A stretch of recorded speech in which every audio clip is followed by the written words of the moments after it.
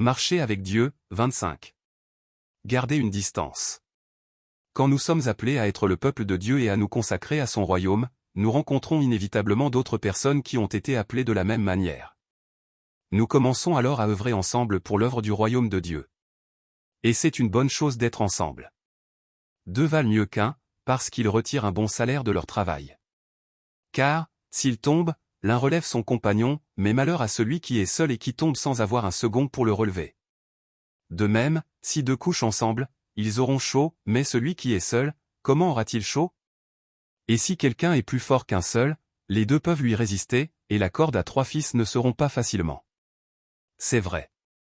Quand nous sommes ensemble, nous pouvons compenser nos faiblesses et devenir une force les uns pour les autres. Mais dans la réalité du ministère, cela ne se passe pas toujours ainsi. Il arrive qu'une relation formée par un engagement commun pour le royaume de Dieu se brise soudainement, menant à la division plutôt qu'à l'unité.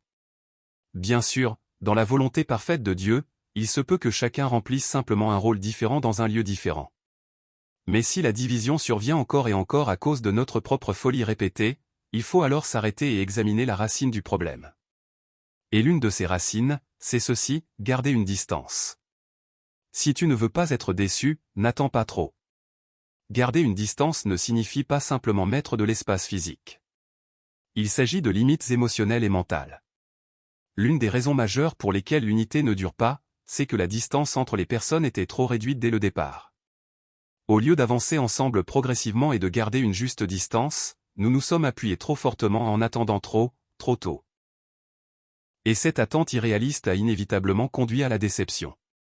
Cessez de vous confier en l'homme, dans les narines duquel il n'y a qu'un souffle, car de quelle valeur est-il? Tout comme chaque objet ou être vivant dégage son propre parfum lorsqu'on s'en approche de trop près, l'humanité pécheresse aussi. Plus tu t'approches, plus tu rencontres l'odeur du péché.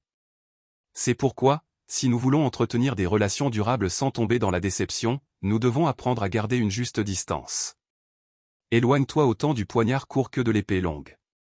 Si une relation devient trop proche, nous pouvons être blessés par le poignard du péché de l'autre. Cela peut conduire non seulement à la déception, mais aussi à la trahison et à la division. Si la relation est trop distante, on peut aussi être blessé cette fois par une épée longue. Dans les deux cas, l'unité est brisée. Alors, garder la bonne distance est essentiel. Nous devons savoir faire la différence entre les rôles publics et les relations privées. Comme les rails d'un train peuvent aller loin parce qu'ils gardent un écart constant, de même, si nous voulons une unité durable, nous devons maintenir cette distance. C'est une folie de toujours osciller entre se rapprocher et s'éloigner. Dès le début, il faut garder une distance stable et appropriée. Proche quand ça se ferme, ouvert quand ça se ferme. Dans le parcours d'un ministère commun, il y a des personnes envers qui nous nous sentons spontanément ouverts non pas à cause de ce qu'ils ont fait, mais simplement parce que quelque chose en nous est tourné vers eux. Il y a aussi des personnes envers qui nous nous sentons naturellement fermés encore une fois, pas à cause d'une faute, mais simplement à cause de notre manière d'être. Nous sommes des êtres émotionnels. Nous ouvrons naturellement notre cœur à ceux qui nous ressemblent, et nous le fermons à ceux qui sont différents. C'est pourquoi la plupart des amitiés naissent entre des personnes au tempérament semblable. Mais voici ce qui est important, lorsque tu sens ton cœur inhabituellement ouvert envers quelqu'un, il peut être sage de refermer un peu cette porte. Les relations qui deviennent trop proches trop vite ne durent souvent pas. Et à l'inverse, lorsque ton cœur est fermé envers quelqu'un, il peut être nécessaire d'ouvrir un peu la porte. En prenant le temps de connaître cette personne, tu peux découvrir que ta première impression émotionnelle ou intuitive était erronée. Cela peut surprendre, mais même Jésus ne s'est pas livré émotionnellement à tout le monde, pas même à ses disciples. Il savait être ferme quand il le fallait. Jésus a loué Pierre lorsqu'il a fait sa grande confession de foi. Mais juste après, lorsque Pierre a voulu s'opposer à la croix, Jésus lui a répondu avec une fermeté claire. Jésus répondit, « Tu es heureux, Simon, fils de Jonas. Car ce ne sont pas la chair et le sang qui t'ont révélé cela, mais mon Père qui est dans les cieux. » Mais Jésus se retourna et dit à Pierre, « Arrière de moi, Satan. Tu es pour moi un scandale, car tu ne conçois pas les choses de Dieu, mais celles des hommes. » Si nous voulons préserver des relations saines et une unité durable grâce à une juste distance, nous devons apprendre à utiliser avec modération. D'abord, le rire doit être utilisé avec retenue. Il n'y a presque rien qui gagne aussi vite le cœur d'une personne qu'un rire ou un sourire. Peu de choses rapprochent les gens aussi efficacement. Et pourtant, si nous voulons maintenir une bonne distance, il faut faire preuve de sagesse à ce sujet. Tout comme posséder de l'argent ne signifie pas qu'il faut tout dépenser, savoir sourire ne signifie pas qu'il faille le distribuer à tout va. Quand le rire est donné trop facilement ou sans retenue, il peut se transformer, plus tard, en regard de ressentiment.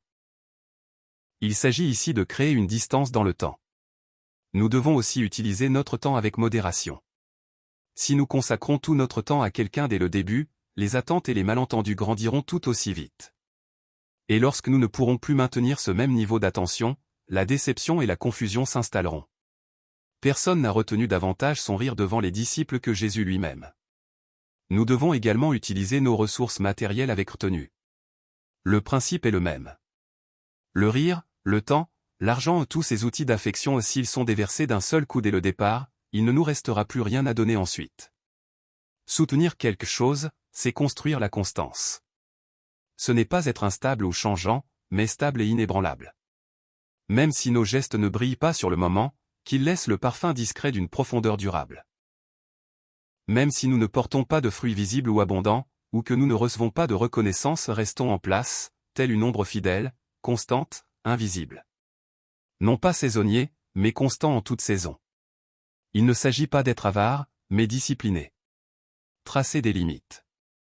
Pour avancer longtemps dans l'unité et la collaboration, il faut garder la distance. Encore une fois, cette distance n'est pas une question d'espace physique. C'est une distance émotionnelle et relationnelle. Et pour la maintenir, il faut tracer des limites. Ainsi, quand il ne s'agit pas de la famille, même si l'on partage une chambre, on ne partage pas un lit. Même quand on mange ensemble, on peut partager une table, mais on ne partage pas le même bol. Encore une fois, ce n'est pas seulement une question de gestes extérieurs, c'est une affaire de cœur. Même entre époux, même entre parents et enfants, nous sommes tous membres d'un même corps voisin dans la maison de la foi. Personne n'est censé être notre soutien ultime ou notre source d'attente. Personne, sauf Dieu. Seul Dieu et moi nous faisons confiance. Tous les autres nous les aimons. C'est une erreur pour moi de m'appuyer trop sur quelqu'un d'autre. Et c'est aussi une erreur de laisser quelqu'un trop s'appuyer sur moi. Il faut se souvenir, plus on se rapproche de quelqu'un, plus on découvre les traces de péché qui étaient invisibles de loin. C'est pourquoi nous devons tracer des limites. Il y a des moments où l'on doit aimer quelqu'un au point de donner sa vie pour lui. Mais il doit aussi y avoir une ligne claire, celle qui nous permet de reprendre et de corriger si nécessaire. Aimer avec le cœur. Oui, l'amour doit s'exprimer. Mais quand l'amour est exprimé depuis un endroit immature, il blesse facilement. Chacun a une manière de recevoir l'amour, et une manière de l'offrir. Mais lorsqu'on exprime l'amour sans réflexion, simplement parce qu'on le désire, ou parce que l'on veut le donner sans mesure et que cette expression ne peut pas être soutenue, cela mène à la déception et même au désespoir, à cause des malentendus. L'amour dont parle l'Écriture va plus loin que ce que nous imaginons. Il ne s'agit pas d'aimer quelqu'un pour moi-même, mais de me donner pour l'autre. Jésus a aimé ses disciples jusqu'au bout. Jésus, sachant que son heure était venue de passer de ce monde au Père, et ayant aimé les siens qui étaient dans le monde, les aima jusqu'à la fin. Mais nous devons comprendre que l'amour selon l'Écriture n'est pas seulement un sentiment. C'est un acte de volonté. Dieu a choisi de nous aimer avant même d'avoir créé les cieux et la terre. En lui, Dieu nous a choisis avant la fondation du monde, pour que nous soyons saints et irrépréhensibles devant lui. Dans son amour. Mais Dieu prouve son amour envers nous en ce que, lorsque nous étions encore des pécheurs, Christ est mort pour nous. Oui, l'amour de Dieu est vraiment extraordinaire. Mais il ne l'a pas exprimé en exaucant tous nos désirs ou toutes nos requêtes. Il n'a pas conduit son peuple dans l'indulgence. L'amour de Dieu est un amour éternel, un amour qui, si nécessaire, permettrait à son peuple d'être brisé, pour ensuite le relever en Jésus-Christ. Marcher avec Dieu continue.